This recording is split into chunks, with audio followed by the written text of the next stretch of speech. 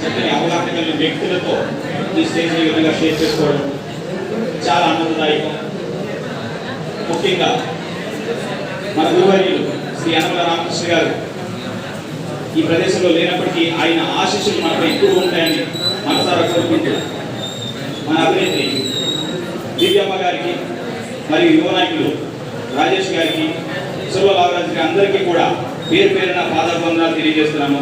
ముఖ్యంగా మన X-MLA sir రాజా అశోక్ బాబు గారికి కూడా నిజంగా ఇంత చక్కని అవకాశం ఇవ్వడం అనేది కూడా మేము పూర్వజన్మ స్మృతిగా భావిస్తున్నాం.